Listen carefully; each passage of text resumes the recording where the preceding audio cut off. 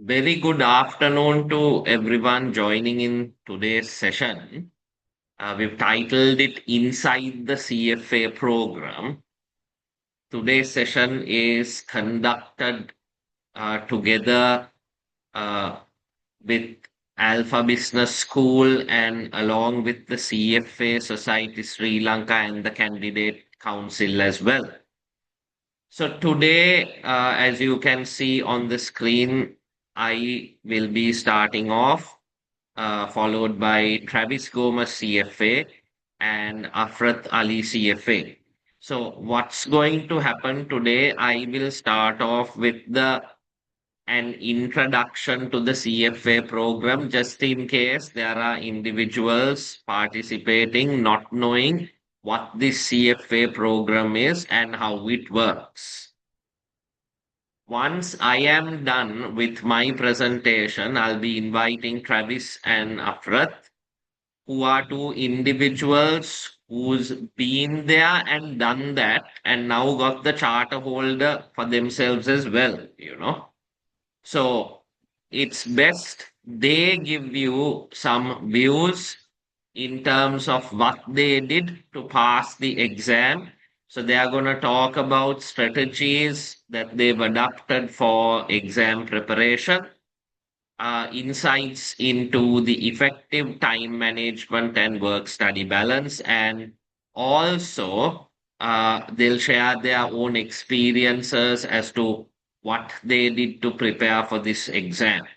You may have heard this is supposed to be known as a very tough examination, but there are individuals who have crossed that hurdle and are doing phenomenally well in their careers today thanks to this qualification. And I believe all participants here can get to that particular point over a period of time, together with the support of Alpha Business School, the CFA Society Sri Lanka, the Candidate Council as well. Okay, and obviously your hard work and effort also. So let's get on to the program. So I represent Alpha Business School and I'm the CEO of this organization. We are the first and only prep provider for the CFA program in Sri Lanka to receive the Candidate Resource Partner status, which is offered by the CFA Society Sri Lanka. There is no one else who has been approved by the society. We've been doing this for more than 10 consecutive sessions now, lasting a little more than 6+ years. And we've been doing it without any interruption over that particular time frame.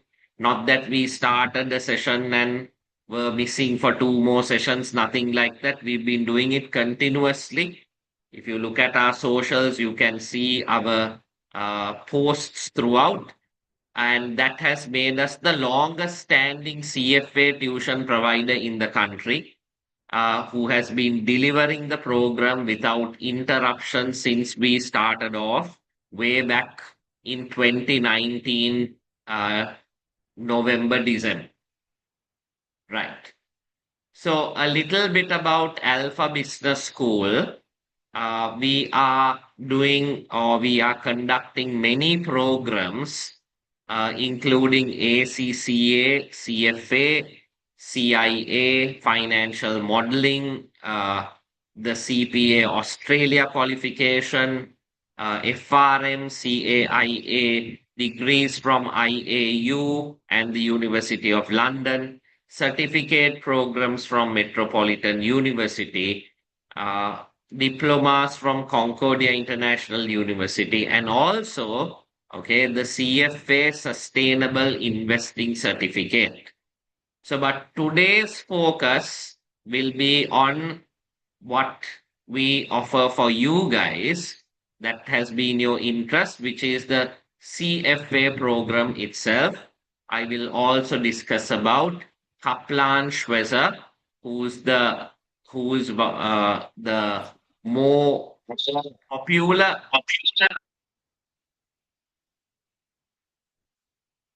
One second, right?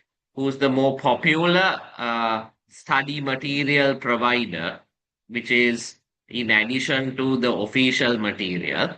So let me tell you about those benefits as well. Right. Right. CFA, if you Google on www.google.com as to what is the toughest finance exam in the world, what will appear is CFA. It's considered very tough.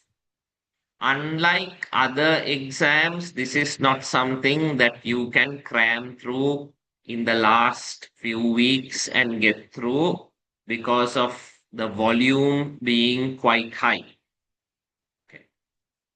A little facts about the CFA Institute. There's 200,000 plus charter holders around the world. 818 universities worldwide are affiliated with the CFA Institute. CFA exams were conducted in 103 countries. There's 160 member societies in total, including the CFA Society Sri Lanka. There's 6,300 plus students from 1,100 universities who competed in the CFA Institute Research Challenge, which is one of their main programs which they conduct. So if you are a student from uh, government or state university or a non-state university, and if you are interested in participating in the CFA Institute Research Challenge, okay, you can always reach out to the CFA Society. Chances are that they would have already reached out to the universities and basically created that awareness. But just in case you are interested, you can always reach out to them. Right. Why become a CFA charter holder? Okay. Uh, why do we have to do this in simple words? Okay. If the program helps you capitalize on your strengths, supercharging your education and work experience into a charter, that will tell the world you have the skills necessary to compete and excel in today's complex and evolving investment industry. The CFA charter is the gold standard for the investment industry. Charter holders enjoy a mark of distinction throughout the world. So when you say that you are a CFA charter holder, that itself takes you a very long way because obviously those who know will know the validity and the recognition of that particular qualification and title. So, according to Jenny Johnson, you can hire people with an MBA, but you don't necessarily know that one MBA is the same as another MBA. We will also have that problem. Okay. There are students who call me up and ask, okay, should I do an MBA? Okay. And then obviously the next question is, where should I do the MBA? But unlike that, CFA is offered only by the CFA Institute. There is no separate organizations that you need to get on to do the CFA examination.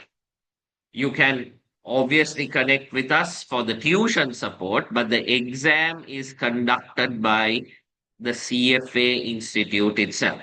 Okay. So I'll continue. Whereas if you hire an investment professional with the CFA designation, you absolutely have confidence at the level of qualification. Right.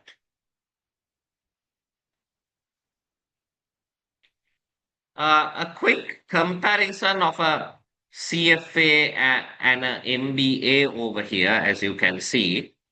CFA will take you to a career path as an investment analyst or a portfolio manager. There's other options available which we will see. Whereas a general MBA will focus on business management.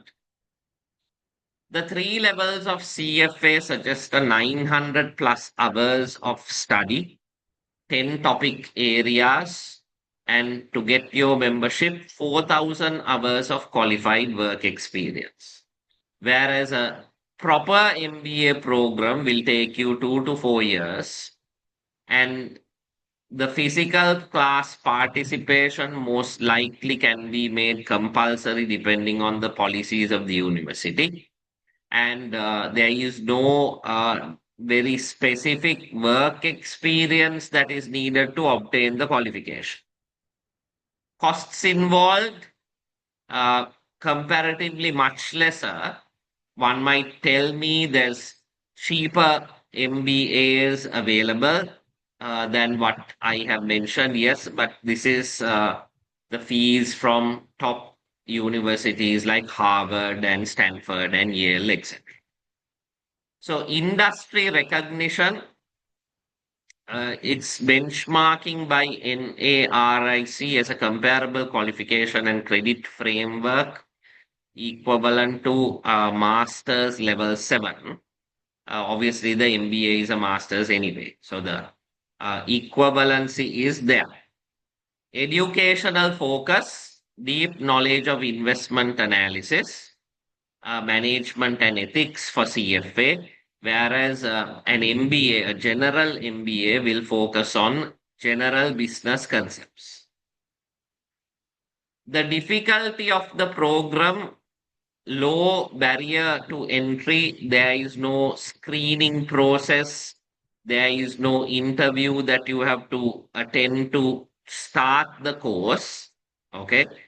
But entry requirement, we will have a look at that. Is I would start off by saying it's a degree or a equivalent qualification. There's other requirements as well, which we'll move to. Uh, But whereas a MBA may have a higher entry barrier because you might have to go through those interviews to get selected for the program, depending again on the university. So once you're done with the course, you are a CFA charter holder, whereas with the MBA, you get the MBA certification. And the MBA will have alumni in the necessary university, whereas the CFA program will give you the option to connect with the balance 200,000 members of the CFA Society or CFA Institute now to network and probably connect better with the rest of the community to do better business and probably make the finance industry a better place as well. Right. This is something which I researched and got recently. The salary scale of an MBA versus a CFA. Again, this is a MBA from a top-notch university. The median compensation for a CFA with 0 to 5 years of experience, 72,900. And the median compensation for business school graduate, that's the MBA, is 57,700. Okay. But by any chance, if you've done with both programs, you're talking about 87,200. So this is your compensation per annum, 72,900. Okay. If I just multiply it by 300, so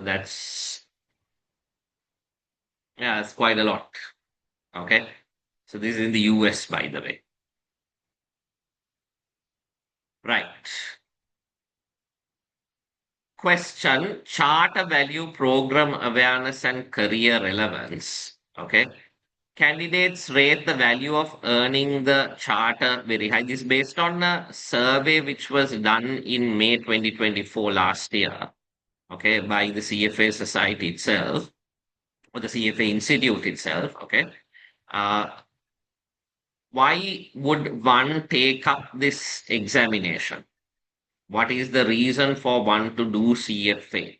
So, from those who did the program, okay, multiple answers were possible. They said usefulness to one's career was the main reason why they sat for the exams. The reputation of the CFA program was the second reason. The curriculum study material being relevant for what they do in their workplace probably was the third reason. Okay. Other benefits, you have the chance to participate in local and international networking events. The candidate council will speak to you further on that. CFA Institute regional and global conferences, CFA Research Foundation, podcasts, webcasts, blogs, article abstracts, and you'll have access to the CFA Institute Career Center as well. Once you join with the program, some of it will come when you become a charter holder. Right. What can I do with the CFA charter? So the charter holder employment primary investment practice. Okay.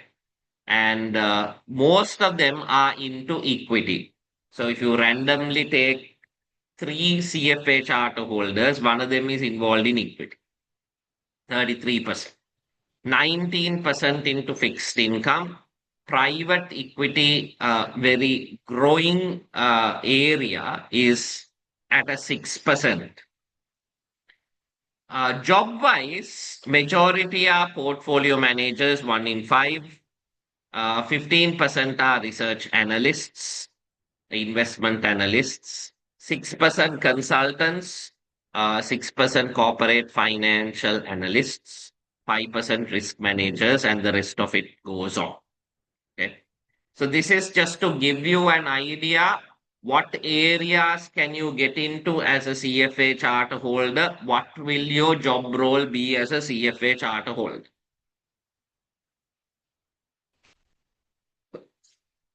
Some salary scales is a very old finding though. I previously shared something, so I'll go to the next slide. Top global employers of charter holders. Okay. I'm not going to go into detail. You can see the screen. The top banks are there. Okay. Citi, HSBC. Then you have PwC, okay, which is into auditing and investment advisory. Then you have investment companies like very popularly known to us like BlackRock, etc. So these are some of the top global employers for the CFA and for CFA charter holders. We are looking at Sri Lanka now.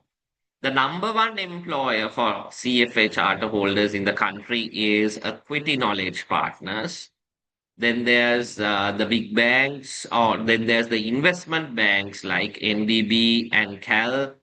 Then there's research firms like Userbase and LSEG. Regulators are there like the central bank, then the SEC, local banks and international banks, Standard Chartered, HSBC, Citi, DFCC, Commercial. Then there's the International Finance Corporation, insurance companies, conglomerates such as Hemas and Haleys, like what I said, audit and investment advisory like KPMG and Deloitte. So you name it, it covers JB Financial, Asia Securities, who's into stock brokering and investments. Okay. So these are the top employers for the CFA program in Sri Lanka. So you have a wide choice in terms of various industries that you can head towards with this qualification.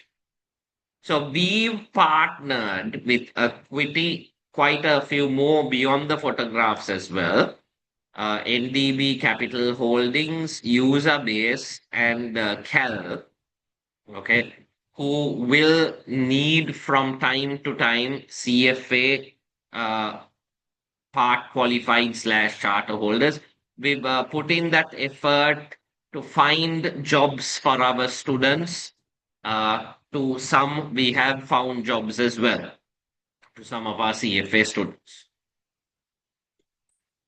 And at the same time, if you are done with the CFA qualification, that will give you a waiver in terms of what the SEC says. Every director and slash or employee of an investment manager who is involved in managing client funds must possess the necessary qualifications or experience. This is like a bylaw by the SEC.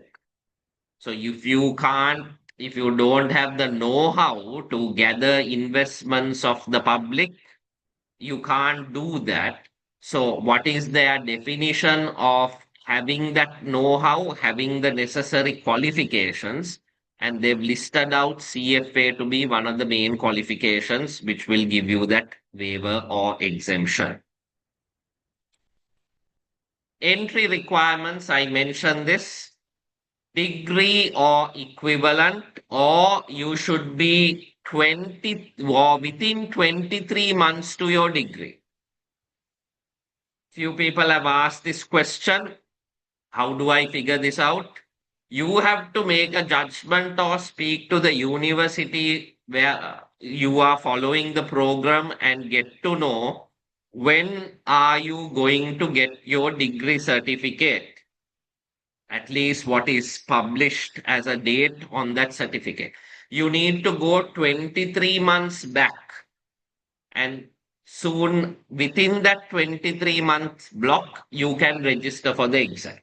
You don't have to finish the degree. And if you plan it out right, you can do two stages easily and maybe even possibly the third stage also while you are following the degree. Or you need to have 4,000 hours of work experience. Okay, that also is considered as an entry requirement. Meet professional conduct admission criteria.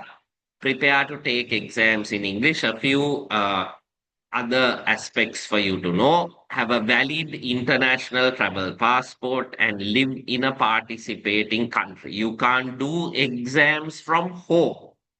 You have to go to an exam center. Okay, I remember long years ago, okay, those most senior CFAs in Sri Lanka, they had to go overseas to sit for the exam. Okay, but now Sri Lanka is a participating country. Okay,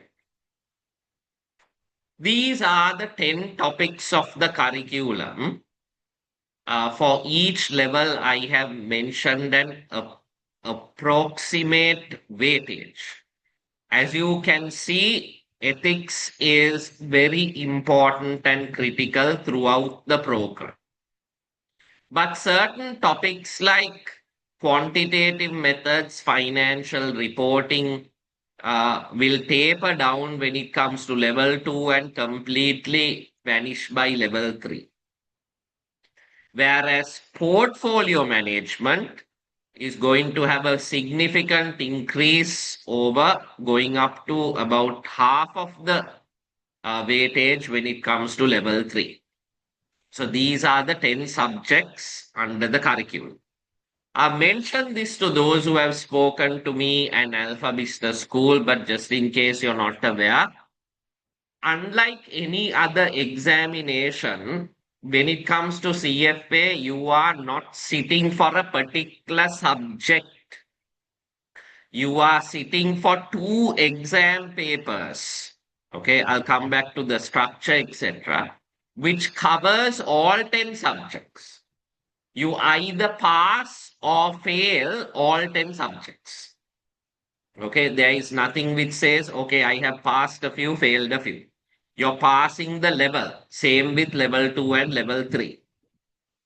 So the same thing in a different way, as you can see, the initial level 1 and level 2, seem a little similar, but level 3, there is something new where you have to decide on a particular area of specialization.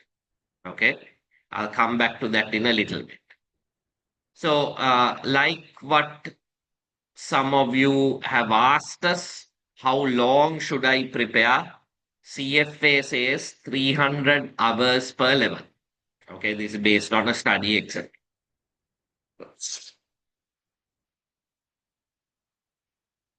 What resources should you use?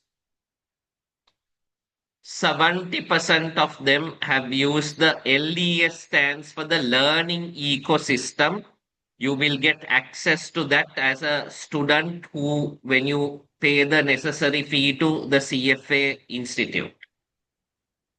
The mock exams, prep provider, digital, print, or in person, that's an organization like Alpha. Again, learning ecosystem lessons, curriculum readings, it can be the print edition, CFA program practice pack, CFA Institute prerequisite reading. So these were the things that most of them focused on. So majority have focused on questions and mock exams, which is a good thing. But you must understand that you can't get into questions and mock exams without preparation. That's where Alpha Business School comes into play. Okay. You need to prepare yourselves properly. Our classroom or lecture or our online lectures, like what's happening now, because of the bad weather in the country, although it's shining today, still most parts of the country are underwater. Okay. So you join online. You can join online anyway, our classes. Okay. So that can be a very important thing in terms of you succeeding in this particular program. Bit old, but question was asked about the most difficult areas for level 1, level 2, and level 3. So portfolio seems to be difficult in level 2 and 3. Ethics seems to be difficult in levels 1 and 3. And certain other areas are there: financial reporting and analysis, fixed income, derivatives. Derivatives can be a little tough in level 2. So in terms of level 2, okay, I'll come back to that later again. uh, Once you progress, we are taking steps to start a fully fledged program for level 2 as well, like what we are doing with you guys for level 1. Okay. At least a few selected subjects. So those, because if you're worried about your steps in the future, don't worry. Gradually, we will be rolling out for the other levels as well. As of now itself, we already conduct a revision program. Pass rates for level 1, 2, and 3. There is no pattern, as you can see. Okay. Uh, the big drop from 44 to 25 in May 2021. Now we've come to close to 50%. You will realize that in most cases, level 2 pass rate is higher than level 1, and level 3 pass rate is higher than level 2. You must understand that those who are passing level 1 only will go on to level 2. Okay. So the pass rate among those who have passed level 1 and set for level 2 is what we see over here. So you must understand that anyway, when you're going in to the higher levels, you are passing and proceeding. You are a smart person. That's why you're going in. Okay. Don't think the higher levels are easier just because the pass rate is higher.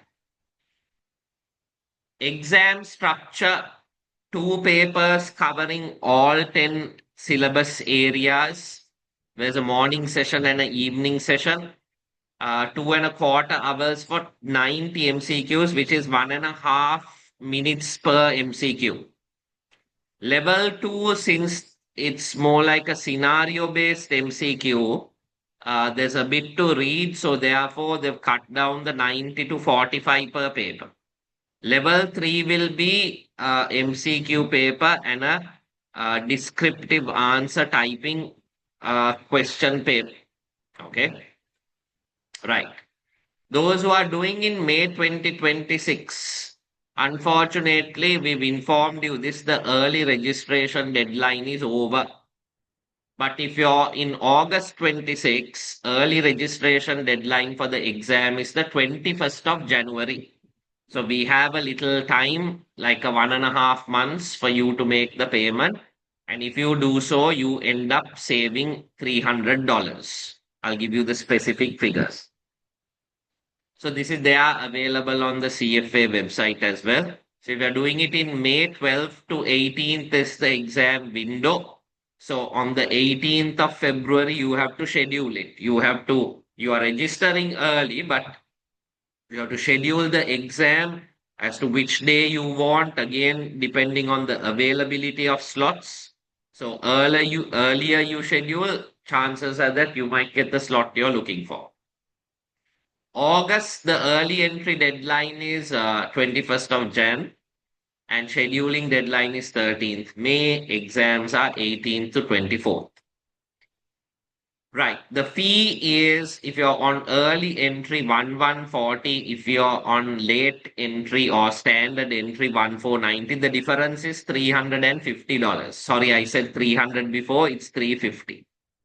Okay.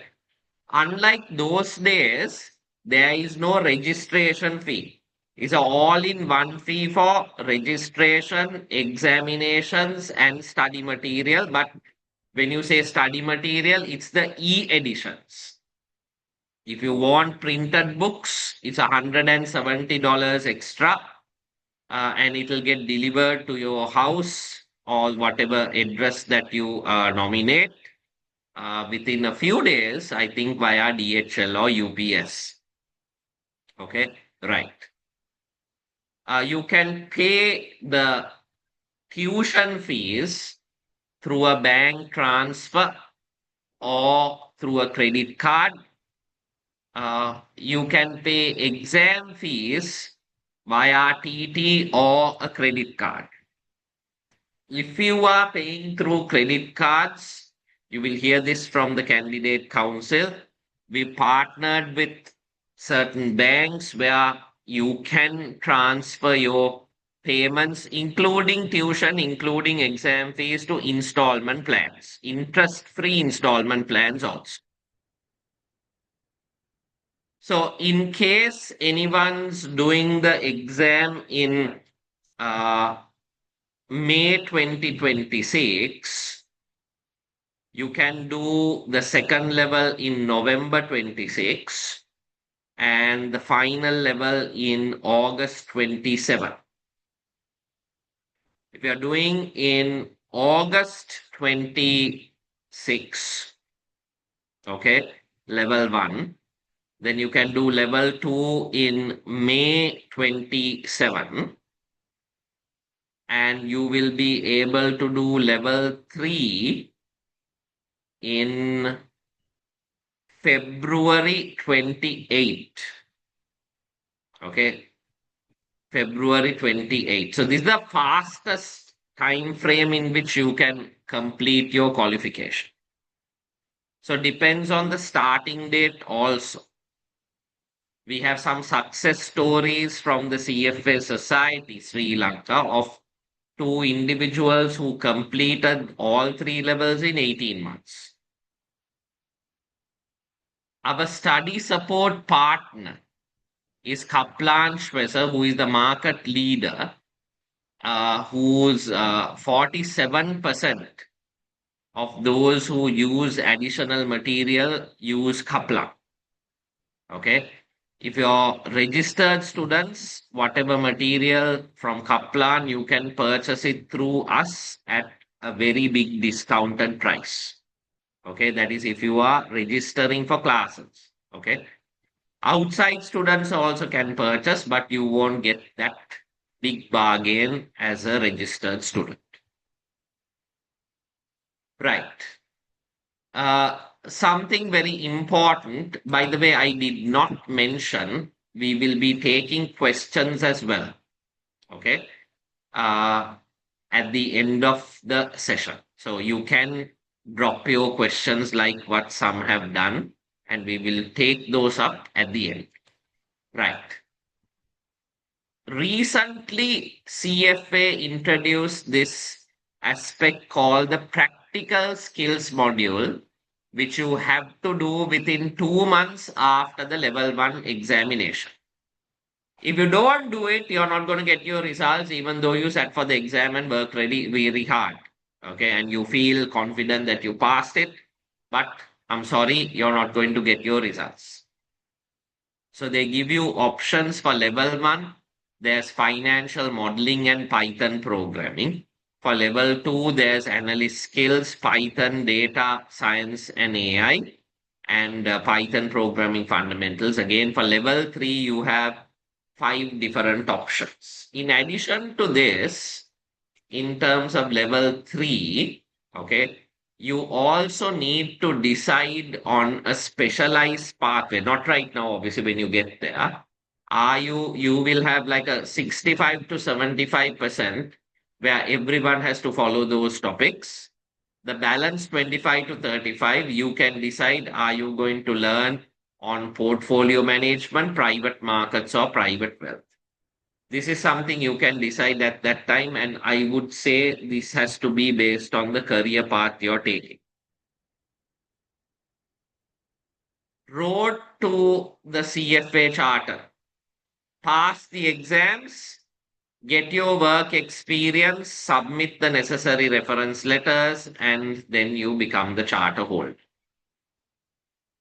There are scholarships available which our expert our expert uh, guests who are here today, Travis and Afrath, will speak to you on a little more detail on the scholarships available to students, where you may be able to save up a significant portion of your examination fees. The main type of scholarship is the access scholarship. So they'll give you a little more detail on that. What you see on the screen is our CFA charter holder lecturers. Okay. There's Usama who does financial statement analysis. Richardson does derivatives. Charit does quantitative methods. Abdul will do alternative investments. Dilum does equity. Vidula does two, which is ethics and economics. Hamdan does corporate finance. Didula does uh, fixed income, and Jivanti will end up with portfolio management. So today is what we promoted, and today is the date that we are having our orientation. Okay, right. So we offer live classes along with the recordings of the class. Okay. Question is raised, physical classes. If majority of the participants are okay, yes, we can switch to the physical plus online option. Okay. We haven't been very successful in the physical option in the past, but let's throw it open to you all. Okay. Let me try to do that through our through WhatsApp. Okay. Right. Separate 50 hours of revision is also included in this course. As I mentioned, we are looking at this is a old flyer though. We've been doing important like a subject summary along with question practice in the past for level two. We're going to continue with that along with the fully fledged rollout of several difficult subjects from beginning to end as well. We're going to do that next year. For any further details, you can visit the CFA Institute website. So, with that, my introduction session is done, and I am going to hand over to Travis Gomez, CFA, who is Director and Candidate Outreach Chair of the CFA Society Sri Lanka, and Afrath Ali, CFA, who is Deputy Manager Corporate Finance, KPMG Deal Advisory. Go Sure. ahead. Okay. Sure. Okay. Thank you, Shehan. So yeah, you have pretty much covered many things. So just to before starting, let me take about myself. So I'm Afrath Ali. So I have completed my bachelor's at Northumbria University, and I am a CFA CIMA associate member. And I have around 10 years of experience, and currently I'm working at KPMG as deputy manager. And previously, I was at Equity Knowledge Partners under Commercial Lending Department, and I was working for a teaser platform, Kuwaitian based. And with regard to my exam completions, I initially started CFA in 2017, soon after my CIMA, and at the beginning of my career. So then I did level one in 2017 and level two in 2018. And I took a break due to some personal reasons, and I did level three recently and got through. So that's just a small self intro about myself. And meanwhile, guys, if you have any questions, please, as said, raise your hands or you can put it in the chat box. And with regard to the CFA syllabus and with regard to my experiences, I think the syllabus you have already gone through and pretty much covered. And just to touch upon few things, first thing is with regard to the ethics. So in the CFA syllabus, ethics is one of the most important subject, and it constitutes around 15 to 20 in level one and goes down to 10% subsequently. The main thing is that it's not that hard. It has some standards, around seven standards. It breaks into around 22 substandards, and we have code of ethics, and also we have something called GIPS. It's a globally accepted investment policies. The main thing here is that in the exams, it's very important to pass the ethics and get a proper marks out of all subjects. It is something called ethics adjustments for the exams. So it's pretty important, and always like just to it's always a called applicability. So whatever the standards, where does it gets applied and how does it gets applied is the important thing. So apart from that, other subjects are pretty much covered. So that is one main thing. And then with regard to the exam formats, so level one, level two, level three, unlike previous, now things are computerized, and we will be having on the same day two sessions.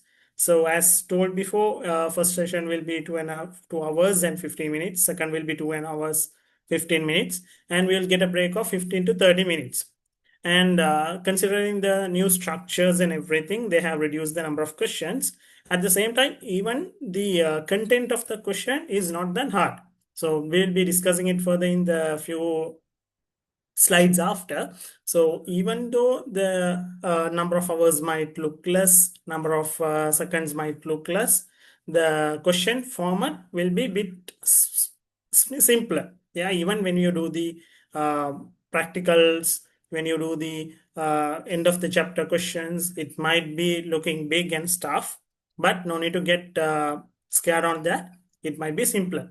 So when we get the level one MCQ, we have totally 118 MCQs, 90 MCQ per session, and one question might take around 1.5 minutes. So 1.5 minutes is where we do the either some might be calculation based, some might be theoretical based. So with regard to the level one, mainly the CFA calculator is very important stuff. So that is one thing main we have to cover.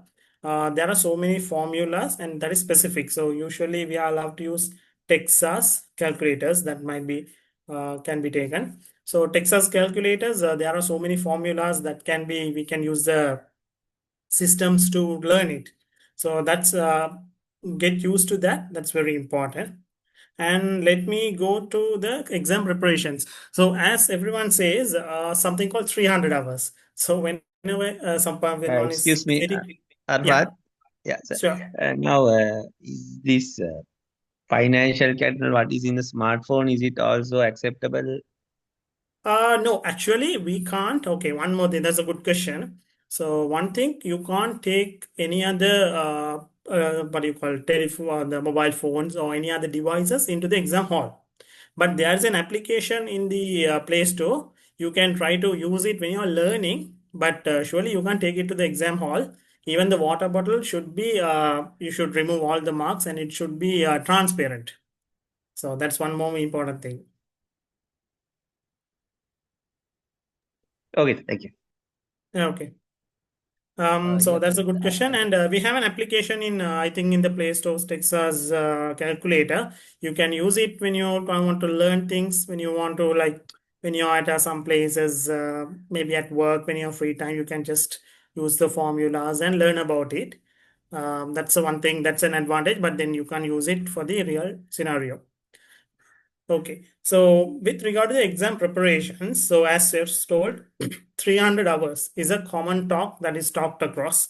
300 means average 300, could be 10 or 20 plus or minus, but 300 or more than 300 is a good option.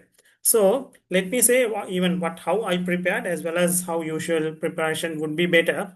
So as Mr. Shehan told, you can't start at last minute, let's say last the month before the exam and you can't progress. That may not work. You know why? So you should actually better to start around 4 to 5 hours. Sorry, 4 to 5 months before. That's where the planning comes up. You have around 10 subjects. So each and every subject has a different percentages. When we start one subject and when we proceed to the next and the next, there are chances where you get forgotten. Okay, so that's where you have to plan it. So what are the things you have to plan is when are you going to start studying? So what is your hardest subject? Yeah, so what is your hardest subject? And some people might be working in investment field, some might be working in auditing and financial. So which is area? Some people might be easy to do equity, some people might have easy to do FRA. Yeah, so what I would suggest is better to start it for 5 months, minimum 5 months before the exam date. Put a plan. So when for the next 6 months, next 5 months, what are your work schedule? That's very, very important. Like for me also, I'll just share it across. So 5 months before, plan your schedule. So let's say 300 hours means roughly 5 months means you'll get around 120 days. It's around on average 3 hours per day. Can you do every day 3 hours? No. So how you can plan it out? On weekdays, weekends, you can put more hours. On weekdays, you can put less hours and plan it out. And some works, some people might be working for Australian time zone where you might be starting work early or you might be starting work late. So better you can plan it out and start it early or later. So one example was initially I started at KPMG. So I was at KPMG initially. And at the beginning itself, I spoke about the exam leaves. Then I got to know that I don't have any leaves. So only option is I have to start it from the beginning and I have to take it across. So either before the work or after the work. And I was given an option to start work early and because of client place, come early. So I had to cover it in the evening hours. So that is where the planning comes up. When you wait for the leaves and when we wait for the plannings, it might change. And second thing important is always I would suggest better to finish the theoretical learning at least 4 to 5 weeks before the exam itself. So last 4 to 5 weeks or at least 3 weeks should be separately kept for practice exams.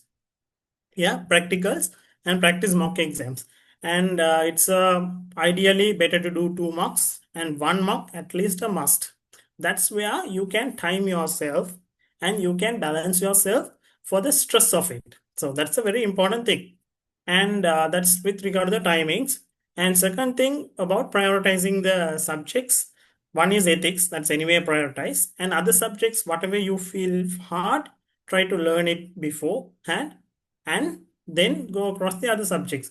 What you can do is either you can finish, go through the syllabus and finish it across, Or what we can do is you can study 2 or 3 subjects together. Like first 2 to 3 days, you can do one subject, and you can go for a light, easier subject, and then you can go for the hard subject. That depends personally on your options. But better to have whenever you do the this thing, always the end of chapter questions. So for each and every out of the 10 topics, for each and every topics, there should be readings. They're called readings. It will be around 5 readings, 7 readings, and each readings will be broken into subtopics. And under each subtopic, there will be some questions. So one thing in specific CFA, what you can see is each subsections, let's say they have 5 questions, that 5 questions will be some sort of a specific question that might be anyway tested in a way, not the exam question, the exact question, but in the similar way. So always try to do end of the questions, and it is suggested that the curriculum what is given by the CFA, better to do those questions under the chapters to learn about the exam techniques. Then second thing, the third thing is about the mock exams. Always try to do around one mock at least 4 weeks before the exam. Then you might get an idea in which area you all feel better and which area you might be weak. And one more thing, with regard to the practice questions. So in the LES model, we have practice questions. So around, if I were to say roughly around 600 to 700 questions are there for each levels. From the initial, while you are doing the learnings, it's suggested you better start with the practice questions and try to do the practice questions twice within the exam. This 5 months window, try to do it twice. So why do you say twice is, let's say first time you are doing 700 questions, 150 to 200 questions might be easy, very easy or simple or whatever, and the other 500 questions you might get right, at the same time you might get wrong. Whatever you get wrong, I would suggest is you can flag it. There are options to flag it. Even in the exam, you get an option where you can flag the questions what you have not done. That's a best practice. You learn it from here. So when the exams, you don't need to get pressurized. Whatever you feel hard, you can mark it, go to the next one, do it, and come back and then do it. So when you do the first time the practice exams, when you mark it and go across, after finishing the 700, you might come across, let's say 300 to 400, maybe less or more questions that you might feel bit more to do. Try to do that one again the second time. So that's where the last 3 to 4 weeks comes up. That's where you brush it up. So that's a better option as well.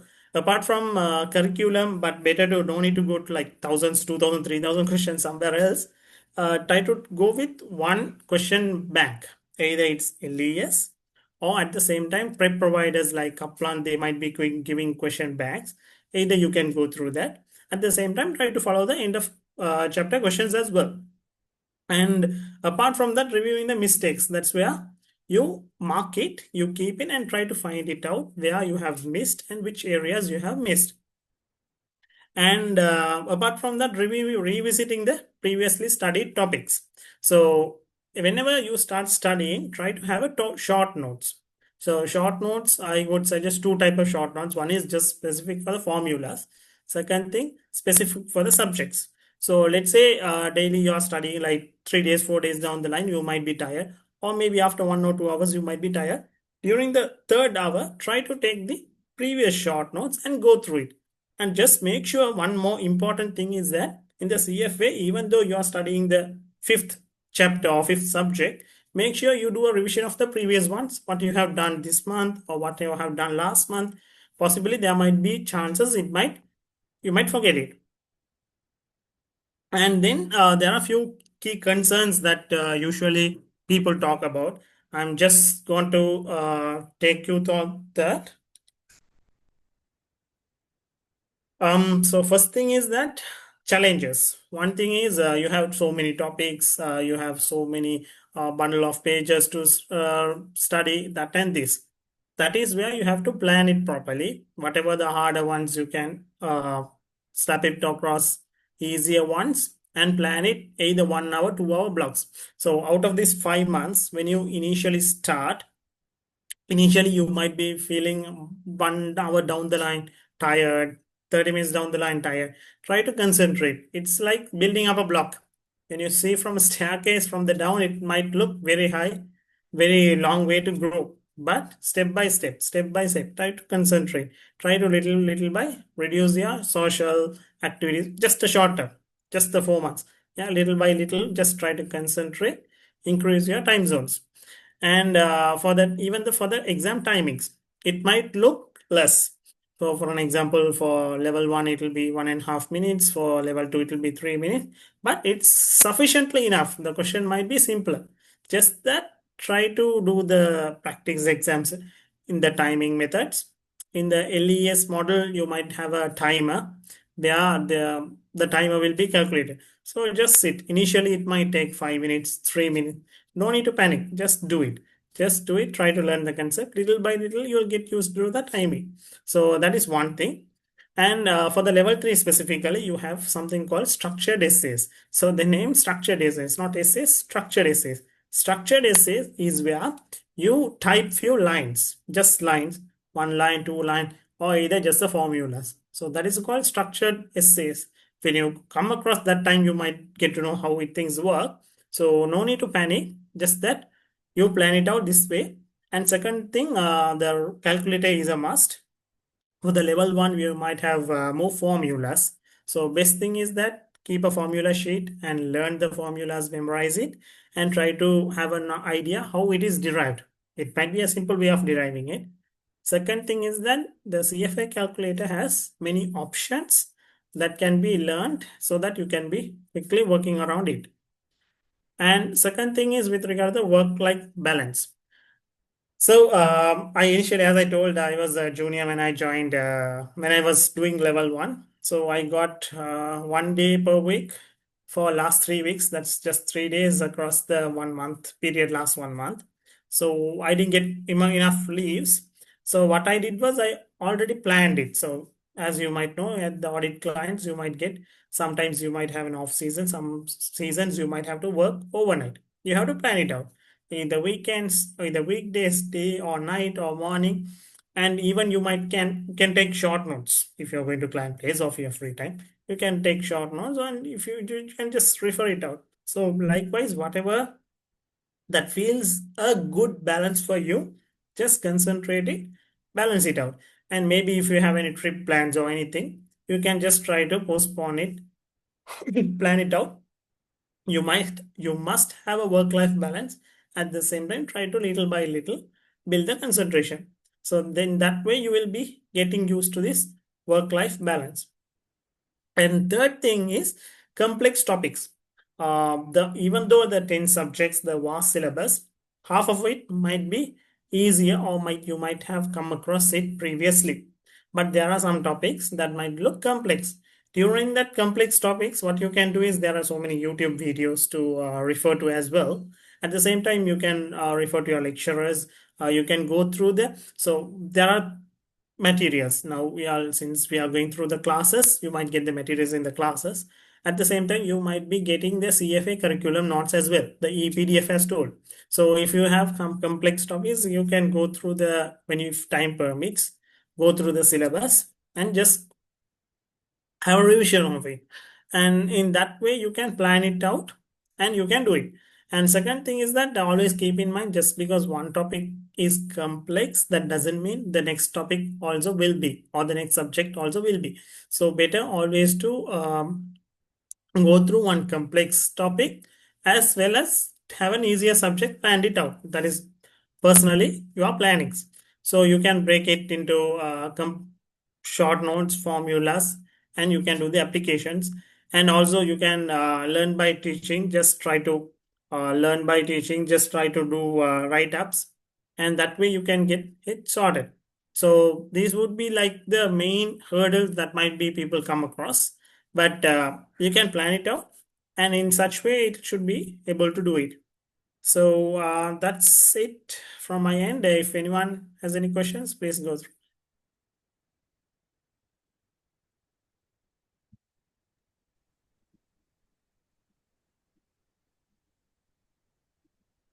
Yeah, thanks so much for that, Afrath. And yeah, I think I think Afrath like covered some of like the key areas where I think a lot of candidates have been having issues with. So I think this is even based on the feedback we've got from even a lot of past candidates. I think when it comes to time management, that work-life balance, and how to deal with those complex topics, I think those are the questions that always come up. So yeah, so thanks so much, Afrath, and that was very insightful. Afrath, if you don't mind, can I share my screen as well? Sure, I please. Yeah. so.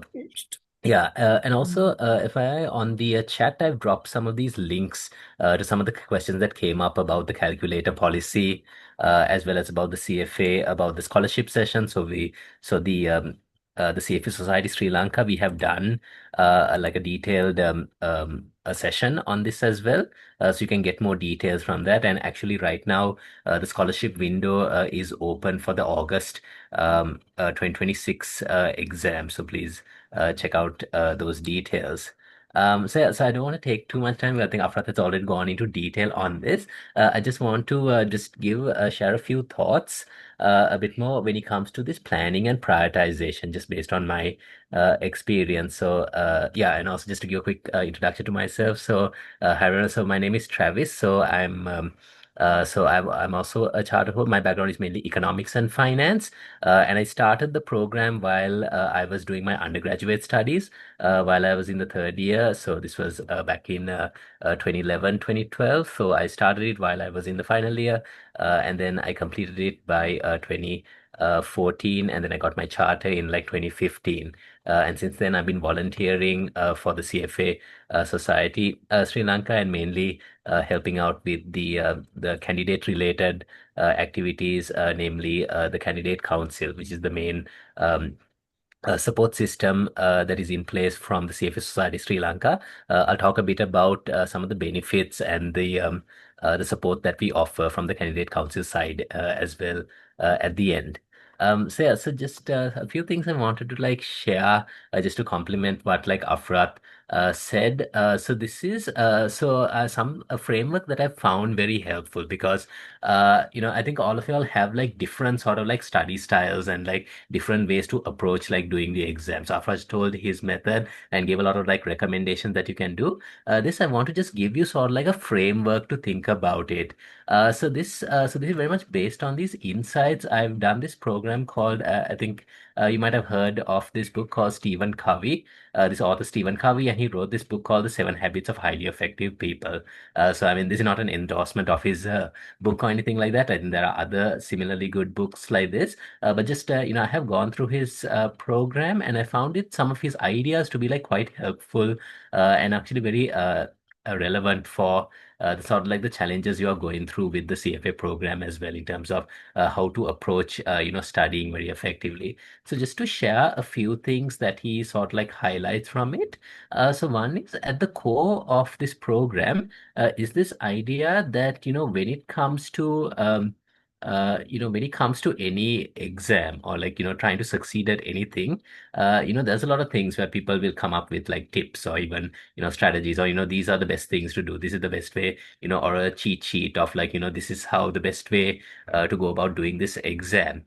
But the reality is that you might say for example like do something for a couple of days, or you might try something out new, but if you don't keep working at it, if it doesn't become a part of your daily routine, if it doesn't become a habit, you're not going to internalize it.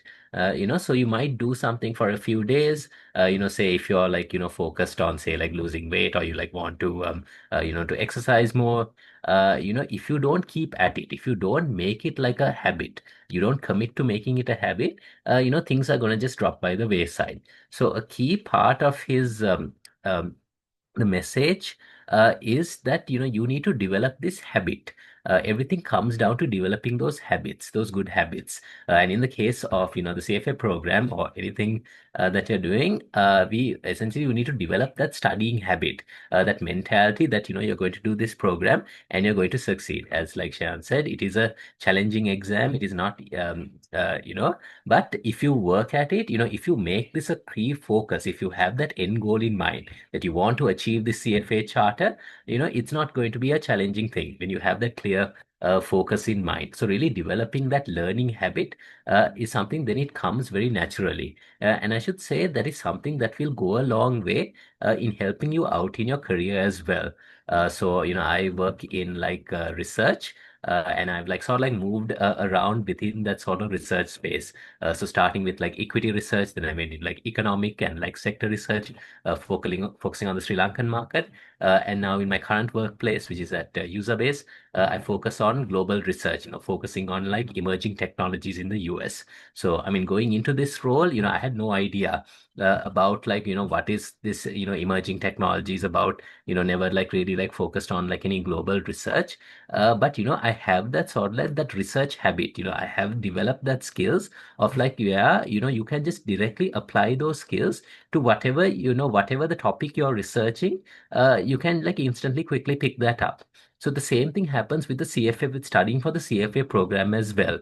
And the skills you develop here in terms of like, getting through the CFA program, in terms of all the knowledge that you gain, all the technical knowledge you get, all the skills about time management, and how to prioritize, how to plan, all of those are going to come directly in handy with the sort of the work that you are doing.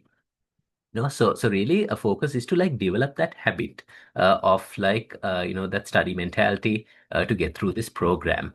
And one so that's as I said, you have to develop the studying habit. Another key idea that they talk about is this idea of the circle of influence and the circle of concern. So I mean, this was even preparing for today's webinar. Something I was like thinking about is right now as we're all like fully aware, like the situation in the country, and things that are happening all around us. So it's very easy to sort like to get distracted and sort like be just full of a lot of anxiety and like concern for what's happening all around you and things like that. So one thing that they emphasize is that if you let those concerns and anxiety sort of like overwhelm you, those sort of like those negative energy sort of like your circle of concern is going to grow, and that's going to make you very anxious and very concerned. So same thing goes with the CFA program as well.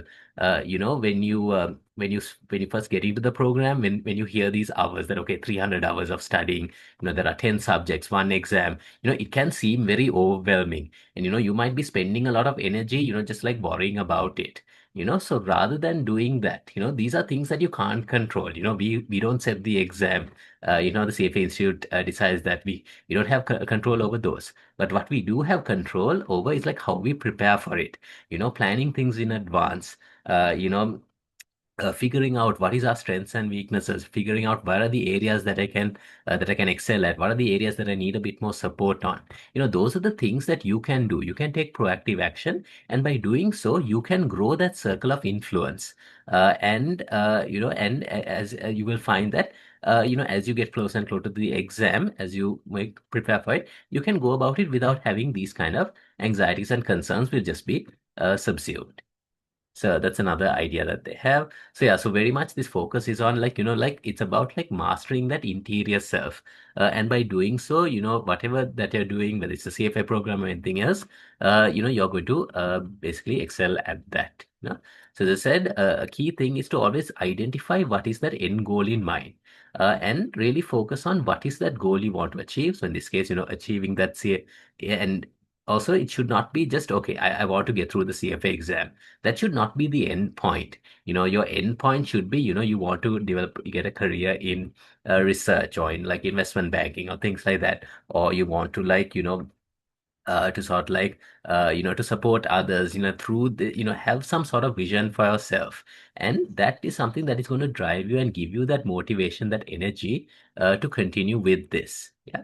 So part of that is about achieving and identifying your priorities, because like I said, like Afrath also mentioned, that time management is one of the key concerns. So you might have so many different goals, so many different priorities. So it's really important to identify what is important right now. What is the right goal that you need to achieve, and as a result, if you have a clear vision, clear understanding of what is your goals, then you can prioritize accordingly, and based on that, you will find that there is enough time for you to achieve all of that, with that proper planning. So that's something that is very important to right at the onset, create like a plan for yourself and identify what your priorities are.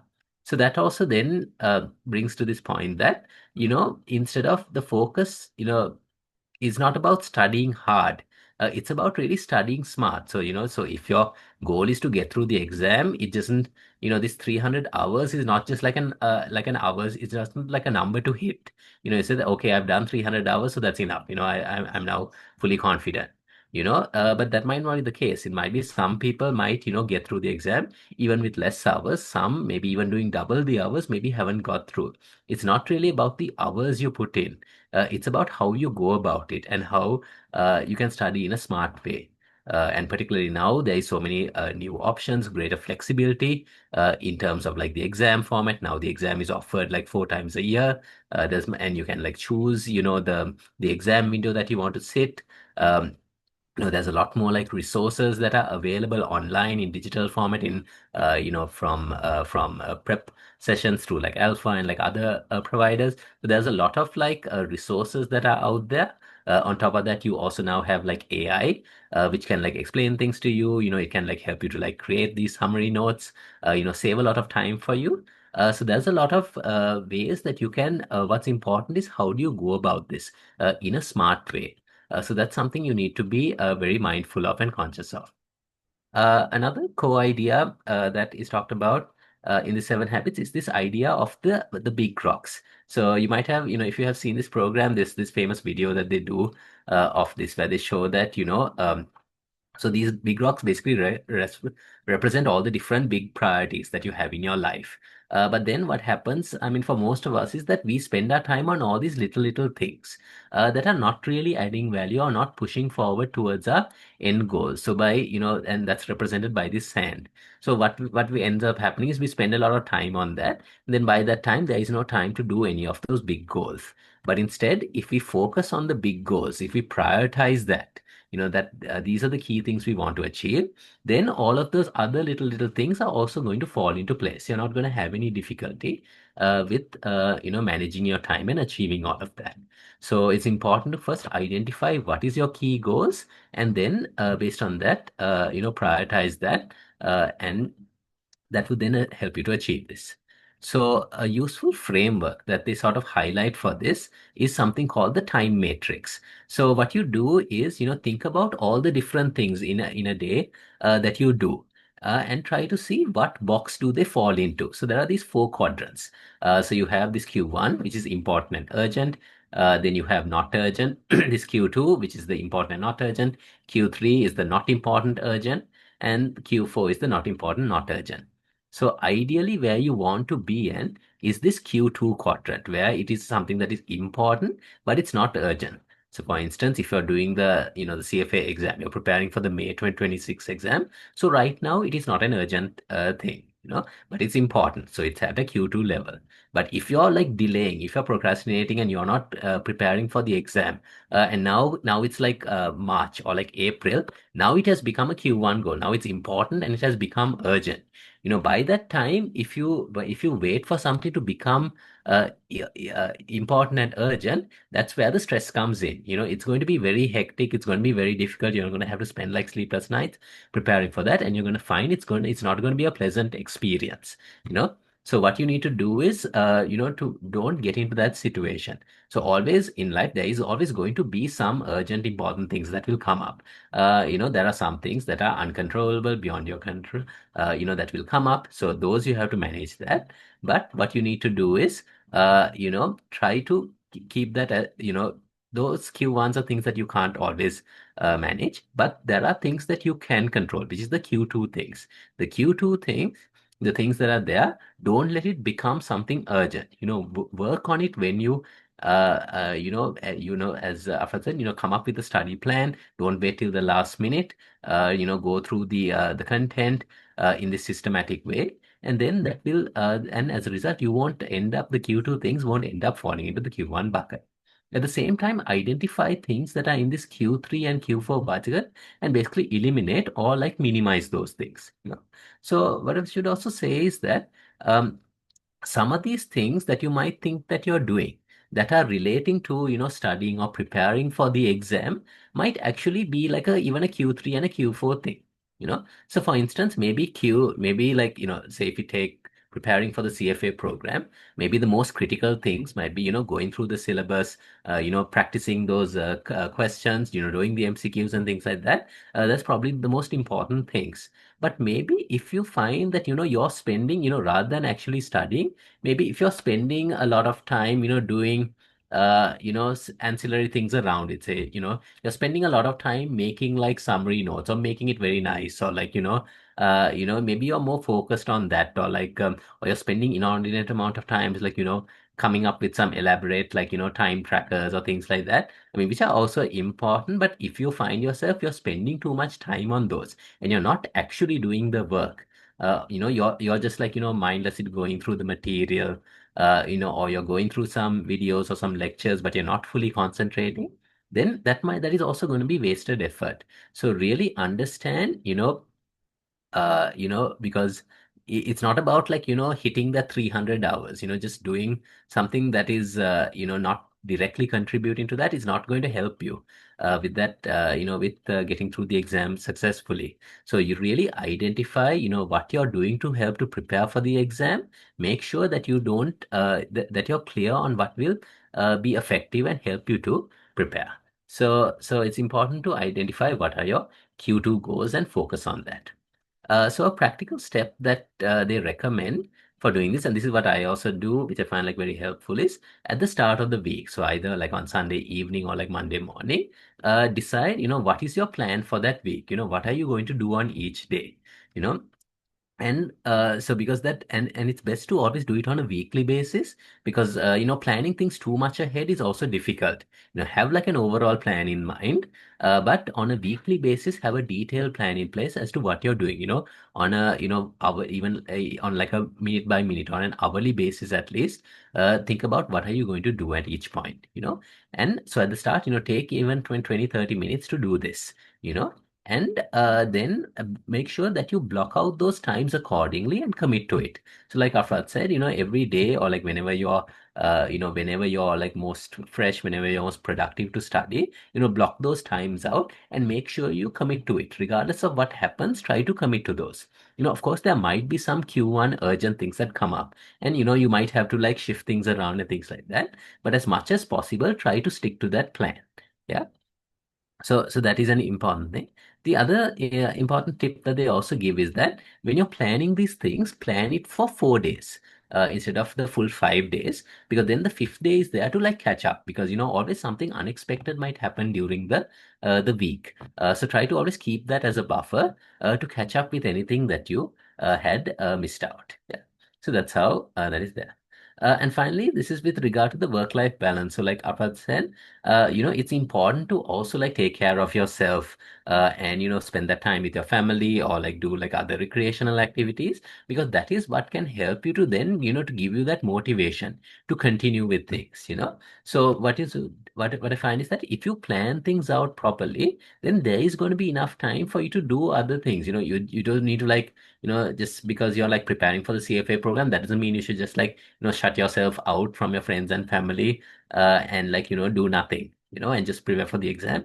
It's going to be get very monotonous. It's going to be it's after a point it's going to be unproductive, because you need to renew yourself. You need these recreation, time with family to like help you to recharge and refresh yourself. So don't like ever sort of like ignore that. And what you find is that when you plan, when you do your time management, always take that into account as well. So that's something that is also important to keep in mind. So yeah, so those are just some small thoughts I want to like leave you with, to like um, in terms of to give you a framework of like how you can go about the exam. Yeah, so I'll just take like a few minutes to just to show you what some of the support that is offered by the Candidate Council of Sri Lanka. So this is the main support arm that is there from the CFA Society Sri Lanka to support the candidates. So this is what we offer. So the way it is structured is like an annual membership. So for a nominal fee of like 5,000, you basically get access to all of our different benefits that we have to offer to you to help with your exam preparation. So with our exam prep support, these are some of the things that we offer. So there are some funding arrangements that we offer and some exam prep master classes and seminars. So we usually conduct a few a year. Plus, in addition to that, we have a video library which has all the past years content that we have done. So we've done like, webinars on master classes on like ethics, on equity, on fixed income, on calculator master classes, so many different content we have done there. Plus, we also offer discounts from like we are partnered with a couple of prep providers, including Alpha Business School. So if you're a candidate council member, you can get discounts on their programs that they offer. And plus, you also get access to like the WhatsApp group that we have, which is open to all candidates, which is a good source of information of all the updates about the programs and the developments that are happening there. We also offer educational and professional developments. We do a couple of so from the CFA Society Sri Lanka, they have a continuous education series of events and learning events. So you can get access to those at a discounted rate. And also we also post job notices on our vacancies on our WhatsApp group. And we also do some professional development master classes. So for instance, earlier this year, we did a master class on how to use like Gen AI based tools to help with your career success. So that is for using it for things like, preparing your CVs, preparing for interviews, doing research about companies. So we do some of those related things. And also there is some networking opportunities as well. So you can get priority when it comes to volunteering for some of the flagship CFA Society Sri Lanka events, as well as there's access to some networking events that are either specific to candidates or for a chance to interact with like members. So those are some of the key benefits. This is, as I said, the video content library is something that you can also gain access to. So you can supplement your studies with this because some of you might be prefer to like listen to like lectures rather than like going through the material or to like supplement that material. So you can get access to all that video content we have here. Plus, we also have some financing solutions. So like Shan mentioned, the CFA Institute provides these access scholarships, which will give you a discount on like the program fee. In addition, these are also some other benefits that we offer. So one, I think key one is this with HNB, the CFA Candidate Council credit card. So with this, basically what you can do is you can then convert your exam fees into a 0% 12-month installment plan. So I think that is very helpful, and I think it can reduce your cost from by doing this. So this is something that you can use. In addition, we've also now partnered with HNB is also offering a very generous like loan scheme as well. So if you want to get additional financing, we have HNB, and we also have another partner called EduLoan, who also is a fintech partner that also offers, which connects you with like different banks to gain financing options.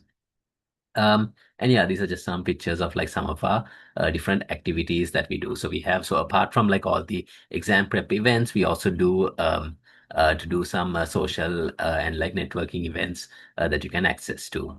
So if this is something of interest, please do join this. So this is open to anyone who is currently a registered for the CFA program as a candidate, or if you're hoping to like register within the next 6 months, you can join and basically get all these benefits. So you can visit our website and sign up for it there. And you can follow us on all our social media channels for any updates. So with that, I will end my presentation. And yeah, thanks so much all for your attention. And yeah, happy to take any questions that you might have.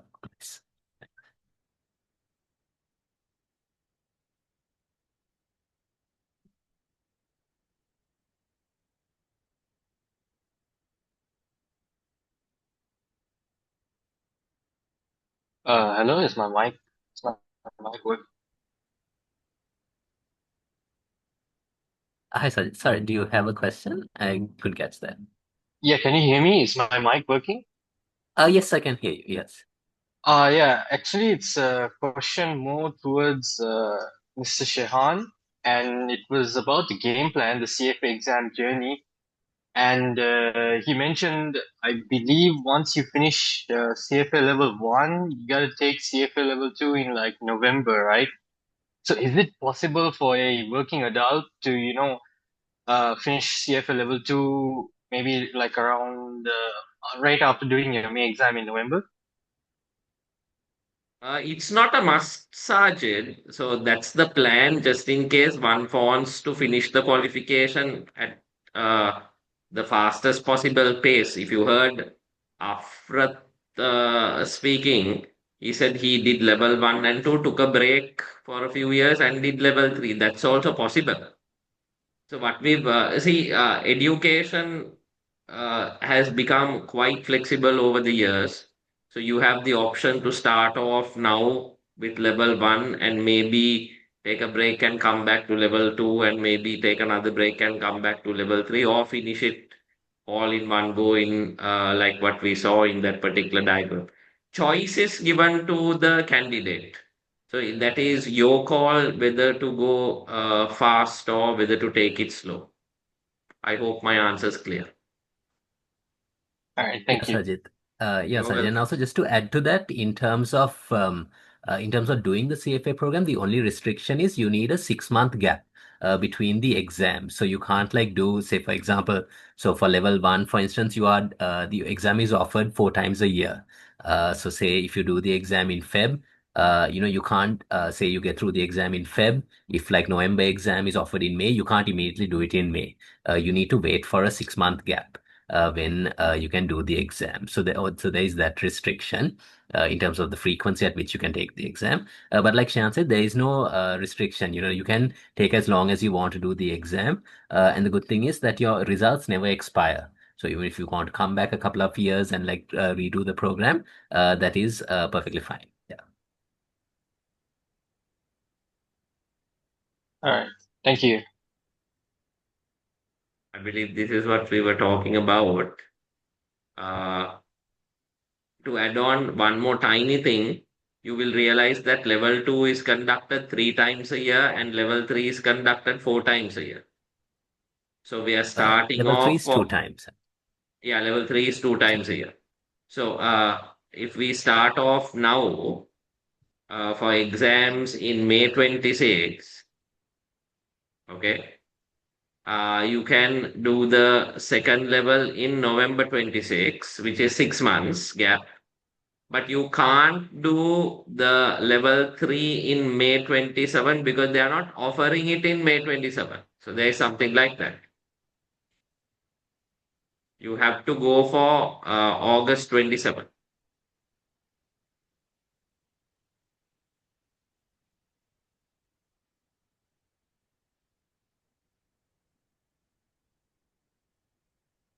All right. Um, Eh, Hello. yes, go ahead, my I dear. have a I have a question regarding the materials and sources. So I have a few friends doing the CFA currently who have purchased mock paper booklets. I was wondering if the materials that I have from the CFA program as well as Alpha Business School is sufficient enough, or if I do need to purchase any additional material. Travis, you want to take that?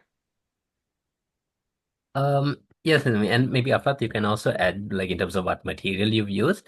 So Sidney, I think the way the program is structured is like when you register for the exam, you get the full curriculum, which is that is the entire breadth of like when it comes to like the MCQs and all, it will be based on that CFA official curriculum.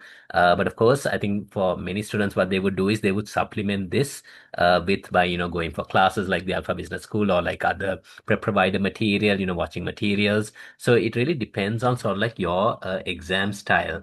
So I would say I think a core thing is to like definitely in terms of the official material, you have apart from that, there's a lot of sample questions that they provide. And now with the virtual learning ecosystem, they offer a lot of questions for each module.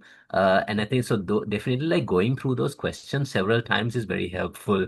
And there are some like sort of like mock exams that is there on that virtual learning environment, which is I think that's the most representative ones of like the kind of questions that you will get.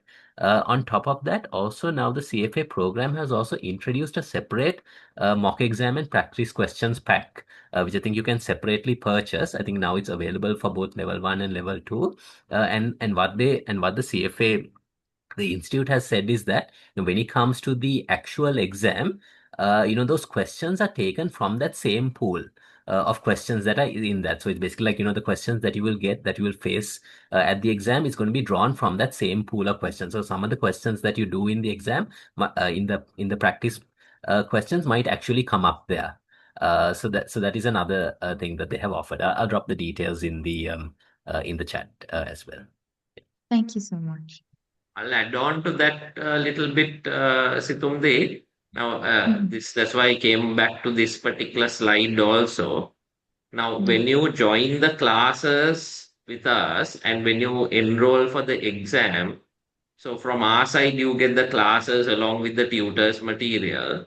From the side of CFA, through the ecosystem, you get the practice questions, the textbooks, the mock exams as well. So yes, there is the Kaplan as a material. Days we're going 3. 4 days. No, but this day is almost going to pass. Sorry. Okay. Yeah. Uh, anyway, so as I was saying, one thing is, yes, the Kaplan as a material is available, but you must understand that no point you getting that material if you don't have time to go through that material, whatever it is. Maybe questions, maybe mock exams, maybe recorded lectures, maybe the summarized version of the textbook, whatever it is. So if you don't have time for it, no point. Because see, most of the people who come to this program after professional qualifications, you are used to having a textbook along with basically the classes. Okay. You generally get that from a third party provider. Okay. For ACCA, it's someone like Kaplan example. But over a period of time, those materials also have been provided free in the past, but over a period of time, these books have become quite expensive, and now none of them are offered, I think, free by the providers. So I'm referring to other Mm. qualifications. So maybe you're used to that system, but I've realized as a tutor over a period of 20 years that some people get the material, don't use it. Okay. Yeah. So that is a waste, in my opinion. So additional material is Kaplan, Schweizer, as I mentioned. There's others as well, but that's the most popular. So if you want to, we can arrange it like what I said as a at a discount, also at a big bargain as well. At like half price, we can get it for you. But again, no point you getting it if you don't have time to go through it. Yeah. Okay. So Understood. if you are actually putting in effort to go through whatever you're purchasing, then it's a worthwhile purchase, is my suggestion. If not, All right. you can manage with the ecosystem and our classes. Understood. Thank you so much. Yeah, you're welcome. And just one more thing to add in between, like as Travis told, the LES practice questions should be more than sufficient. Like I did the exams 3 months back. We got around 4 to 5 questions in the real exam, similar pattern, same sort of wordings and stuff. So that would be a really helpful if you go through the LES practice questions, and also like doing more than one question bank or going through so many sources as Mr. Shehan told, it'll not be helpful. It might drag your time towards one subject. It might drag your time towards you will not be able to finish the other subjects. So always either you go through Kaplan or LES, but just try to focus on one side plus the classes. That should be more than sufficient. All right. Thank you, Mr. Afrath. Sure. There's a question on the chat. I'll just read that out. This is in terms of the classes. Some are working on Saturday, and this candidate's working on Saturday. So what about the Saturday classes? Yes, you can watch the recordings, no problem at all, and manage with what was done on Saturday and join the Sunday's class live online. Okay. And the recordings of the missed sessions will be made available within 3 to 4 working days. By Wednesday, the recordings are available on the learning management system. We have titled that as My Alpha. So when you log into My Alpha on Wednesday, the recordings of the weekend classes will be made available.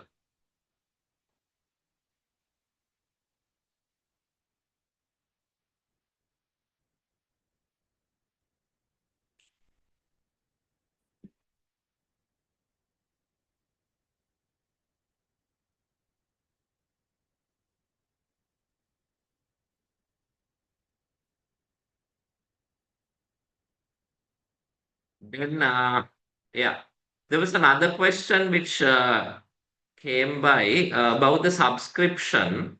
I've answered this, but I think I would require the assistance of Afrath and Travis just to double confirm. What about the subscription fees? I believe this is only needed to be paid after you complete all 3 levels of exams. Am I correct? Yeah, after you get the charter holder only, you might have to pay the annual subscription. And apart from that, for the society, there is a small amount that's for the CFA Society Sri Lankan membership. That's just annual membership, yeah. And annual Sorry. subscription for CFA is around 200 USDs, and it will be apportioned across if you join in between. That's only after getting the charter holder, finishing the exams, then you apply for the charter holder, submit the experience, then after that only we have to pay it. All right, thanks.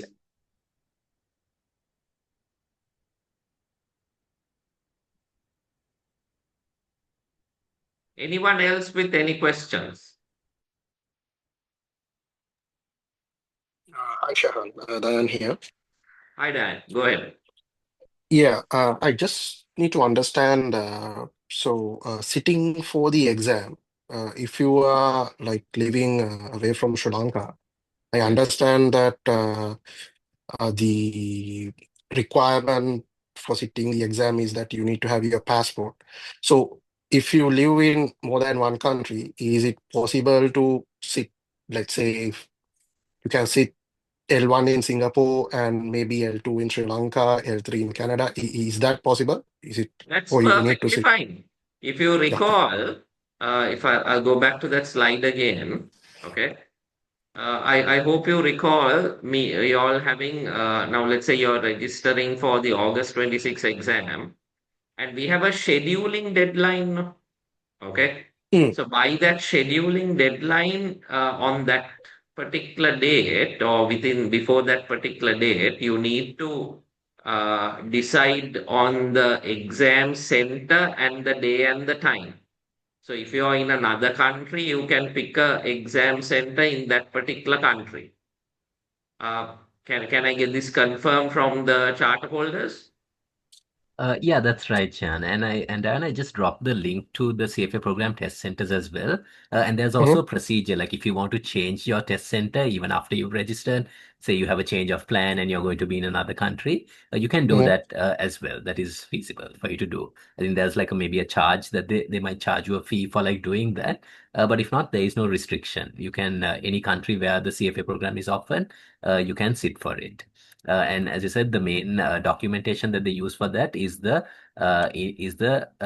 internationally valid passport. So that is the only accepted form of documentation. Okay, cool. Thank you. Thanks, Travis. Thanks, Shehan. You're welcome.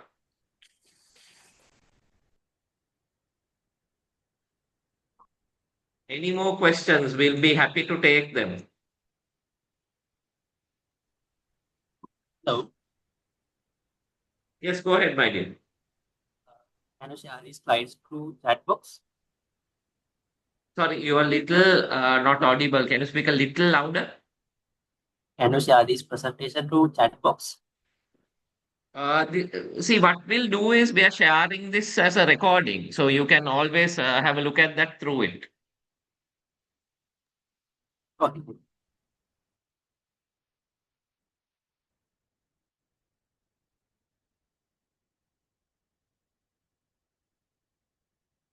Any more questions? We'll be happy to take them. Please.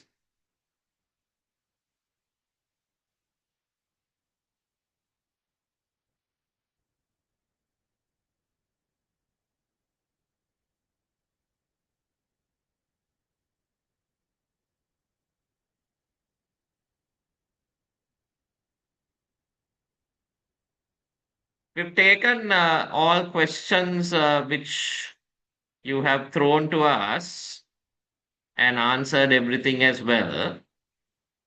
There's one more which just came in. Let me take that also. And if there's more, we can come back to those as well.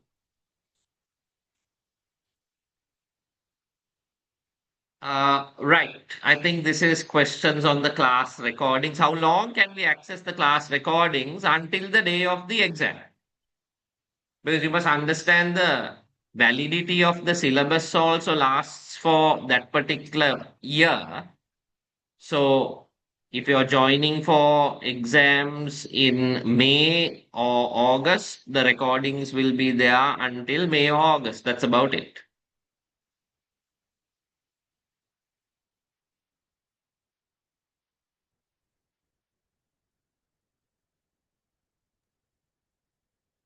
Shan, yeah, I think there's another two questions that have come in on the chat. I think one is, does the CFA restrict on the number of, I believe this should be how many attempts you can do the exam?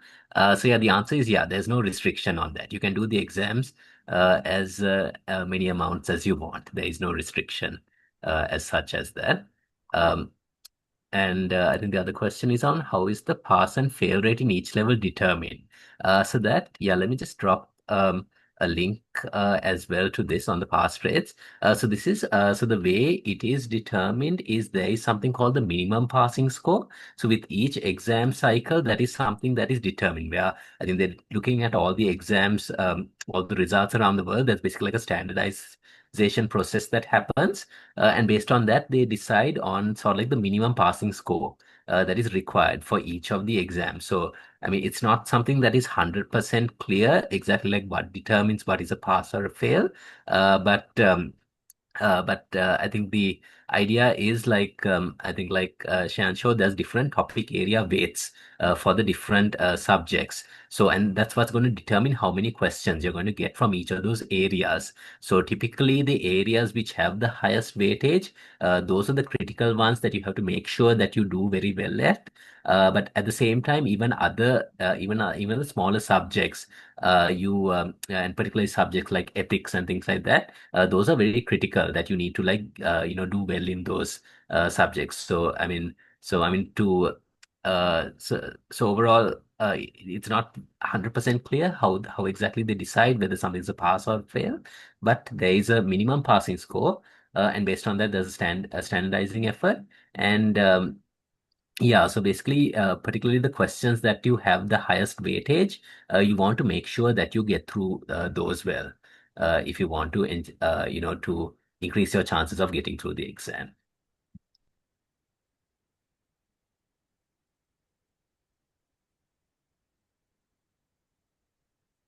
I was just typing an answer to another question which came in. When you register for the exam, will I receive the full set of notes along with mock exams and practice questions? Yes, when you register for the exams, you will have access to what they call the LES, as we mentioned before, the learning ecosystem. So, the learning ecosystem, through that, you will have access to the entire curriculum, which is the notes, as you are referring to. And yes, mock exams and practice questions as well. That's correct.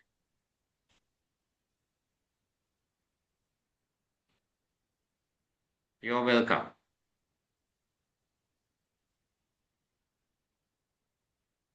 Again, it's a good conversation that we are having in terms of whatever doubts that you guys are asking. So feel free to ask whatever concerns you have. And just to let you know, those who join for the program, I am there throughout where you can reach out to me. But Travis and Afrath is our special guests for the day. So if you need to ask them anything, I'm sure you can connect with them on LinkedIn, and whatever concerns you have or clarifications, they'll help you out. Uh, Travis, who has been with us in terms of supporting our program over so many years now, has been very, very helpful. Afrath, I'm sure, is the same as someone who's just become a charter holder, as he mentioned. So you can always connect with them through LinkedIn. But if you want a response to something now immediately, you can always speak to us and ask, throw your question, and we'll be happy to help you. Yes. So the question is, exams will have to be sit at an exam center, is it? Yes. Exams have to be sat at an exam center. Uh, as I mentioned before, when you're booking or scheduling the exam, you will be given a few choices. Probably not choices also when it comes to Sri Lanka, depending on the number of students who are taking up the exam. So you won't have like so many exam centers with a few number of candidates.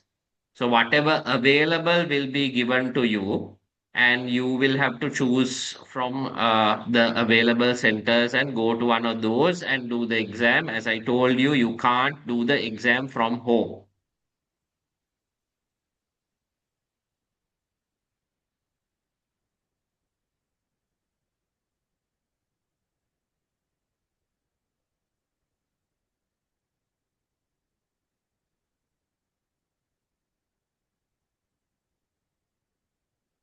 It's almost 2 hours since we started. There's no more questions by the looks of it. So we will close our session.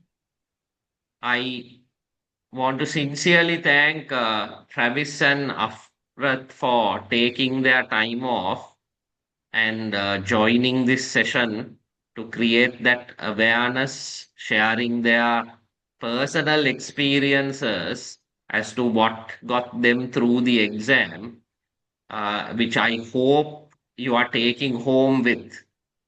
And I hope you've taken down notes, and I hope you guys follow those important tips which they gave so that you also pass this exam. And again, my side of the story is I want you all to pass it soon as well, rather than dragging it for years and years. Okay. And become a CFA charter holder as well. Uh, Personally, I feel uh, the country also needs you at this moment. Okay. So I'm sure you can do a lot of service. When I say the country needs you, I'm not specifically referring to anyone joining the government sector per se, but I'm sure as a employee in a private organization, also you will contribute towards the economy. Okay. So I sincerely hope there's so many charter holders uh, whom I will see from this particular batch of candidates. So with that wish, I will end our session today. And those who have registered for classes, you've been shared a particular schedule, and we are going to continue the classes as per that schedule.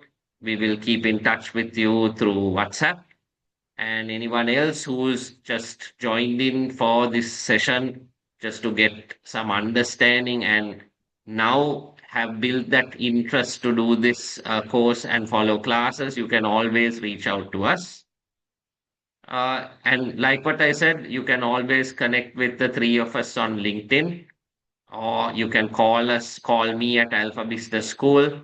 And whatever clarifications you have, I'm happy to help you out. And you can start off the course thereafter. All right. Thanks again, Travis and Afrath, for your time. I wish all the candidates the very best for their upcoming CFA examinations in either May or August. Thank you. Have a lovely day. And like COVID time, I will have to again restate the word stay safe based on the context that we are facing in this country right now with the flood waters. Okay. So just be careful and stay safe as well. So have a lovely evening. Take care. Bye bye.